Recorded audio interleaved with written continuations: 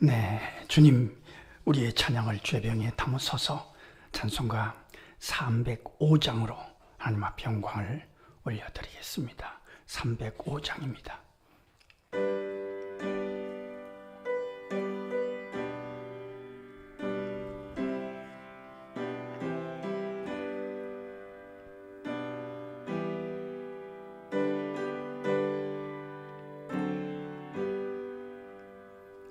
나 같은 죄인 살리신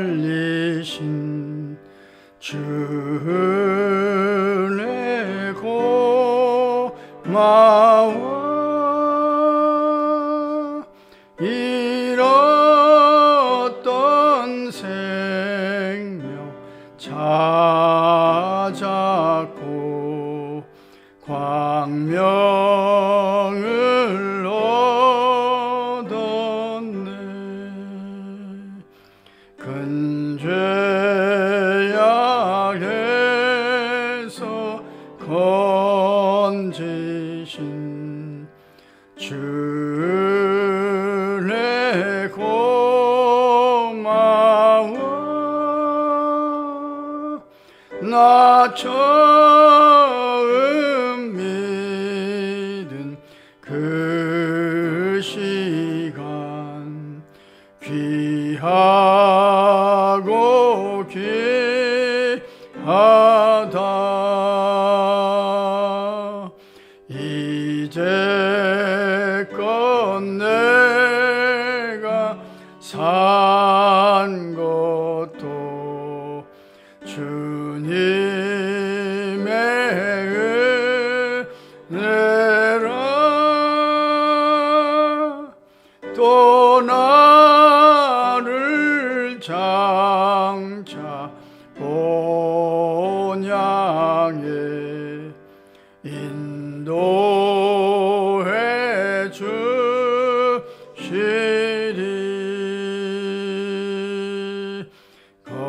거기서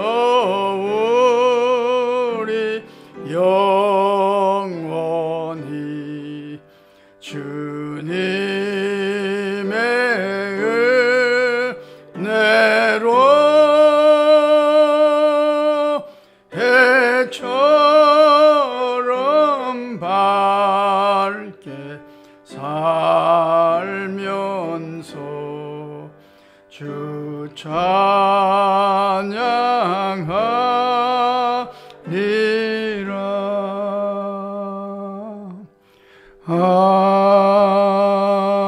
아멘. 주님, 우리의 기도를 죄병에 담으소서. 기도문으로 함께 기도하겠습니다. 만군의 여호와 우리 주여, 그 놀라우신 사랑으로 나 같은 죄인을 살리신 주의 은혜를 찬양하며 주일 새벽을 열게 하시니 감사합니다.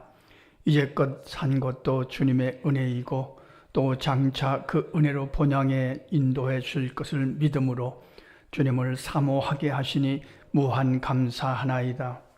이 세상에서 주님의 은혜를 찬양하다가 거기서도 주의 은혜 가운데 찬양할 것을 내다보게 하시니 무조건 감사하나이다. 이제 기도할 마음을 부어주셨으니 기도할 말도 생각나게 하옵소서. 성령께서 가르쳐 주심을 따라서 기도함으로 주님의 뜻대로 기도하기를 강청하나이다. 우리가 기억한 자들에게 지혜를 부어주셔서 꼭 해야 할 일에 성실을 다하게 하옵소서. 무엇보다도 말씀과 기도로 깨어있는 믿음의 복을 허락해 주셔서 주님이 나와 동행해 주심을 체험하고 할렐루야 찬송케 하옵소서. 오늘 드려지는 주일 예배를 위하여 기도합니다. 우리의 연약함을 돕기 위해 우리 곁에 와 계신 성령이여, 불처럼 바람처럼 생수 흐르듯이 기름 붓듯이 이곳에 임재하여 주셔서 남은 자들이, 남은 어린이들이, 남은 학생들이, 남은 청년들이 달려와서 구원받는 구원의 방주로 이곳을 사용하여 주옵소서. 집 나간 탕자들이 많은 세상입니다. 성령께서 깨우쳐 주심으로 회개하고 돌아와서 자녀됨을 회복하는 아버지의 집으로 이것을 써 주옵소서. 탕자처럼 아버지의 집으로 돌아오는 축복을 경험하게 하옵소서. 주께서 택하신 백성들과 믿기로 작정된 자들이 주를 경배하다가 은혜 받고 그 영혼이 소생되는 축복의 현장으로 이곳을 지정해 주옵소서. 주의 이름으로 모이는 곳곳마다 같은 은혜를 부어 주셔서 할렐루야 찬송케 하옵소서. 농촌교회 개척교회 후에 성령의 신비로운 역사를 부어 주셔서 다시금 힘을 내게 하옵소서. 선교사님들이 섬기는 선교 현장에서 드리는 예배 후에도 함께 하셔서 거기 하나님의 나라가 왕성하기를 강청하나이다. 어려운 이웃들이 예배한 곳에도 하늘의 영광이 가득하므로 허락하신 사명을 넉넉히 감당해 가기를 소원하나이다. 저 북한 땅을 긍휼히 여기시며 은밀하게 주를 사모하는 성도들의 애타는 마음도 기억해 주실 줄 믿습니다. 우리 나라와 한국교회를 사랑하시되 끝까지 사랑하여 주옵소서. 하나님을 사랑하는 자, 곧 그의 뜻대로 부르심을 입은 자들에게는 모든 것이 합력하여 선을 이루어 줄 줄 믿습니다. 우리의 기도를 반가워하시는 예수님의 이름으로 기도합니다. 아멘. 하나님의 말씀 요한복음 21장 1절로 14절 말씀 함께 읽겠습니다. 그 후에 예수께서 디베라 호수에서 또 제 아들에게 자기를 나타내셨으니 나타내신 일은 이러하니라. 시몬 베드로와 디두모라 하는 도마와 갈릴리 가나 사람 나다나엘과 세베대의 아들들과 또 다른 제자 둘이 함께 있더니 시몬 베드로가 나는 물고기 잡으러 가노라 하니 그들이 우리도 함께 가겠다 하고 나가서 배에 올랐으나 그날에 아무것도 잡지 못하였더니 날이 새어 갈 때에 예수께서 바닷가에 서셨으나 제 아들이 예수이신 줄 알지 못하는지라. 예수께서 이르시되 얘들아 너희에게 고기가 있느냐 대답하되 없나이다. 이르시되 그물을 배 오른편에 던지라. 그리하면 잡으리라 하시니 이에 던졌더니 물고기가 많아 그물을 들 수 없더라. 예수께서 사랑하시는 그 제자가 베드로에게 이르되 주님이시라 하니 시몬 베드로가 벗고 있다가 주님이라 하는 말을 듣고 겉옷을 두른 후에 바다로 뛰어내리더라. 다른 제자들은 육지에서 거리가 불과 한 50칸쯤 되므로 작은 배를 타고 물고기 든 그물을 끌고 와서 육지에 올라보니 숯불이 있는데 그 위에 생선이 놓였고 떡도 있더라. 예수께서 이르시되 지금 잡은 생선을 좀 가져오라 하시니 시몬 베드로가 올라가서 그물을 육지에 끌어올리니 가득히 찬 큰 물고기가 153마리라. 이같이 많으나 그물이 찢어지지 아니하였더라. 예수께서 이르시되 와서 조반을 먹으라 하시니 제 아들이 주님이신 줄 아는 고로 당신이 누구냐 감히 묻는 자가 없더라. 예수께서 가져다서 떡을 가져다가 그들에게 주시고 생선도 그와 같이 하시니라. 이것은 예수께서 죽은 자 가운데서 살아나신 후에 세 번째로 제 아들에게 나타나신 것이라. 아멘. 부활하신 주님은 우리가 어제 읽은 말씀처럼 의심 많은 도마에게 부활신앙을 다시 확신시켜 주시고 오늘은 베드로를 만나 주시는 장면입니다. 이 베드로를 만나 주시는 장면은 곰곰이 따져보면 정말 장면마다 대단한 감동이 있는 그런 내용의 말씀입니다. 베드로는 부활하신 주님을 만나고서도 고기를 잡으러 갔습니다. 우리가 생각할 때는 부활하신 주님을 만났으면 그러면 주님을 전적으로 따라갈 것 같은데, 그러나 베드로의 마음속에는 도저히 견딜 수 없는 죄책감이 있었습니다. 죽을지언정 주님을 떠나지 않겠습니다. 주님이 죽으시는 자리에 나도 같이 가겠습니다. 별의별 작정, 큰 소리를 다 했습니다. 그런데 닭 울기 전에 3번 부인할 것이라는 주님의 말씀대로 그는 주님을 모른다고, 나는 그의 제자가 아니라고 비겁한 자기의 모습으로 주님을 부인하고 말았습니다. 예수님이 가장 어려울 때 베드로는 주님을 모른다고 부인했다는 이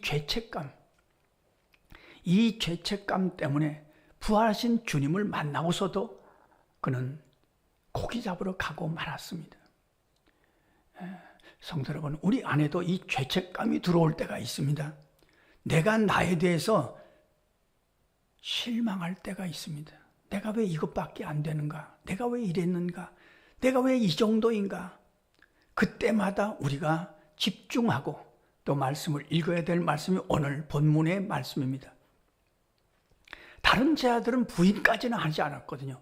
다른 제자들이 도망은 갔지만 다른 제자들은 부인까지는 하지 않았습니다.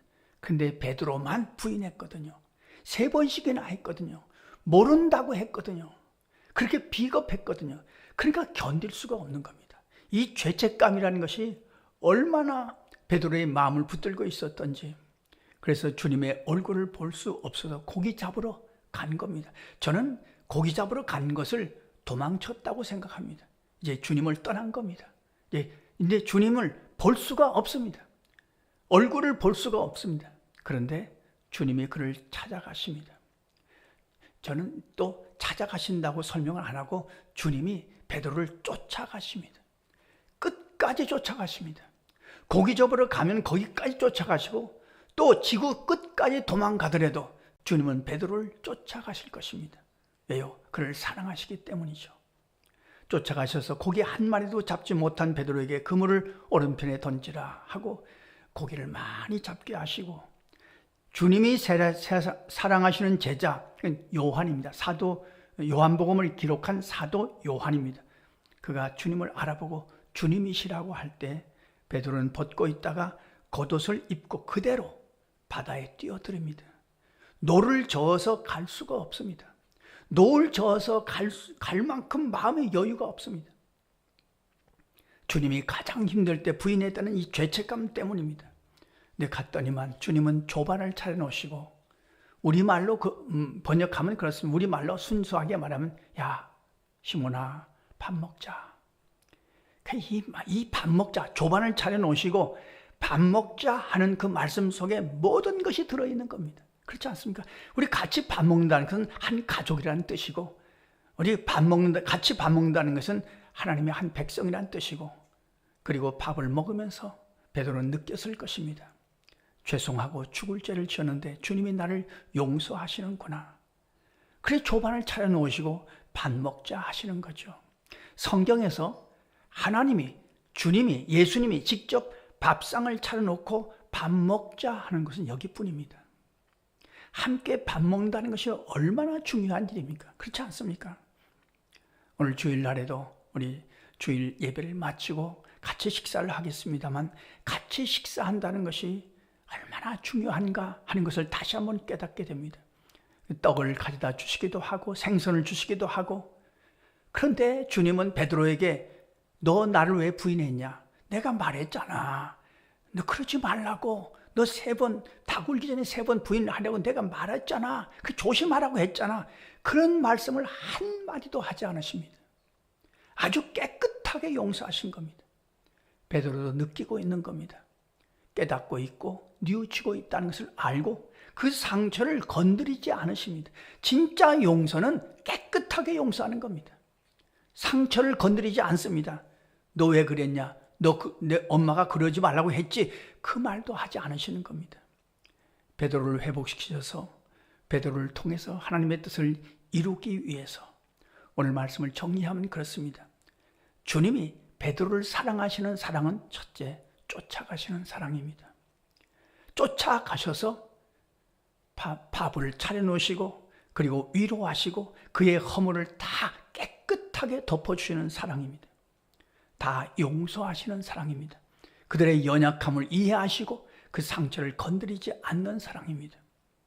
혹시 우리가 우리 자신에 대해서 실망하고 낙심할 때마다 베드로를 사랑하신 그 사랑이 바로 우리를 사랑하시는 하나님의 사랑임을 우리가 잊지 말 것입니다.